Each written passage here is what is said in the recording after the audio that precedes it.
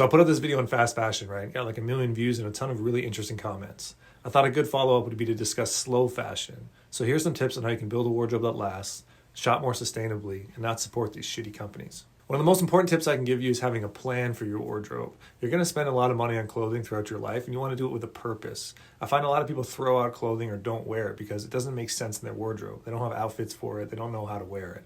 So one of the main things I help my customers with, especially when I meet them on Zoom, is defining their style and creating a plan for their wardrobe.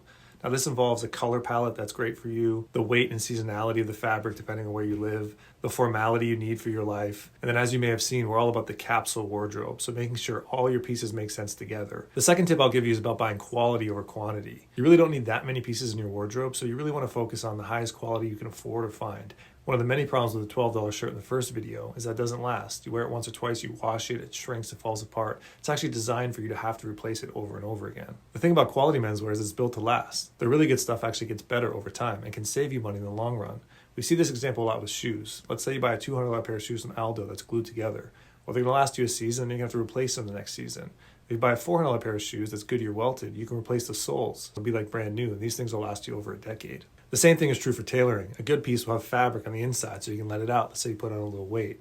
Or you can wash it and press it and it comes right back to life. The third tip is all about fit, because I find a lot of people throw out clothing because it doesn't fit them anymore. It doesn't fit them the way they want it to. Now with alterations, you can make a lot of changes to a lot of garments. So understanding what can be altered and what can't makes a huge difference and will save you some money as well. When it comes to fit, just like design, you want to avoid trends. The skinny suit, the flare pant, the oversized jacket, these are things that are going to come and go. But understanding the right fit for your body, what looks best on you, what feels best on you, is what's really important. The fourth section here is all about design. You really want to focus on designs that have been around a long time because they're more likely to be around a long time. You've heard me say before, avoid trends, avoid logos, think about things that are really going to last. This can come down to details, like not going too slim in the lapels or too wide in the lapels, keeping it right down the middle. Then you can have more fun with the styling. If you want to modernize something, wear it in a cool way. You don't have to have a design that speaks to that moment in time. Now this last section is all about shopping on a budget. I saw a lot of comments that said, I can only afford fast fashion, there is no other options. Now for some people that might be true, but for a lot of people there are a lot of other options. They're just not as convenient. A good example of that is resale or vintage.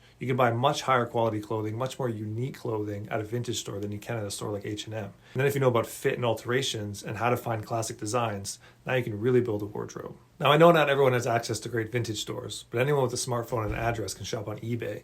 I have a lot of history with eBay. When I was broke as a joke and just getting into menswear, I bought all my clothing on eBay. And I got really good at it too. I studied the platform, I studied the product. I could see something that was underlisted or undervalued. I was buying designer clothing for $50, $40, paying about the same I would pay at H&M, but buying 10 times the quality. Then I was having it altered, making sure I was buying classic design, and I built a great wardrobe for pennies on the dollar. Now I know this is a complicated issue and there's a ton of comments I couldn't get to, but I hope I gave you some ideas on how you can shop on any budget a little bit smarter and buy things that are higher quality that'll last longer so we can avoid fast fashion.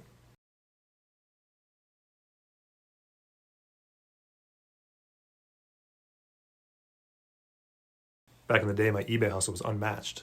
People thought I was slinging drugs in my dorm room. I got so good at the hustle, I'd find a listing from a guy who threw a pair of Barker black shoes on the ground, took a shitty picture and didn't write a description. So I'd start my own listing at the exact same time. I used stock photos and describe the shit out of the product. This is how it's made, where it's made, the retail price. My listing would sell for twice as much as I bought it from that guy. So I'd have him ship directly to my buyer. I wasn't even touching the stuff. Get your hustle up.